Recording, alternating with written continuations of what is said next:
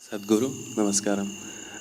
You mentioned in your previous discourses that 30% of the illnesses are body, while the rest are mind-created. I just want to know, in case you do get an illness, how do you know that it's mind-created or it's of the body?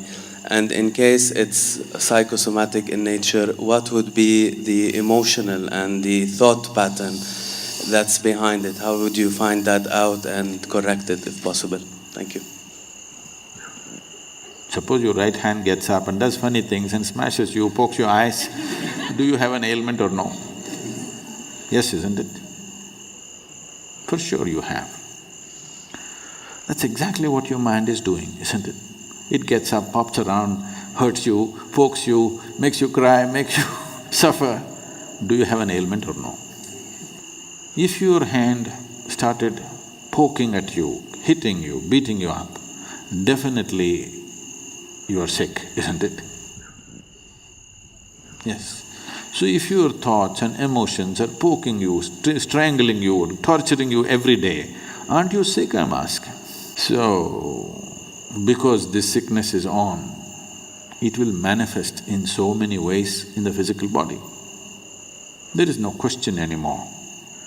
Every thought, every reverberation on the level of the mind, depending upon the type of reverberation you create, the whole chemistry is going through a change. It's all been measured. Right now you sit here and think about tigers, you have one kind of chemistry, chemical changes happen. You think about flowers, another kind of chemical change happens. All this has been measured. So for every thought, if the whole chemistry is going through thing, if your mind is in this state, you know what kind of soup you're making? You're a lousy soup. Not just lousy, poisonous. If you're soaked in this poisonous soup on a daily basis, how to know well-being? It'll not happen like that.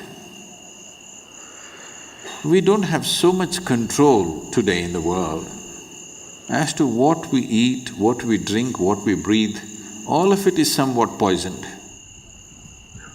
Modern societies have started treating disease, ailment as a natural process, which is a serious mistake. Ancient societies always saw disease as something wrong. That's not how a man should be. A human being should not be in any state of illness, because illness means something fundamentally wrong. But modern societies have started treating this as normal, because there's an industry which thrives on you, very major industry. The second largest industry on the planet is pharmaceuticals. So, if the second largest industry on the planet is pharmaceuticals, there's too much lousy soup, isn't it? Every day you have to add something to this to make it… No. If you're willing, we can make this into a very wonderful soup. The chemistry is in a fantastic state. To be blissful is natural. If you do this, believe me, 70% of the ailments will vanish from the planet. Another 30%, there are many external influences which are not always in control. You cannot control that, only to some extent. So, if you're constantly creating a nasty chemistry within you, how is life within you supposed to understand you're seeking well-being? How? It's just unfair. Life within you thinks, he likes ailments and gives it to you. Yes?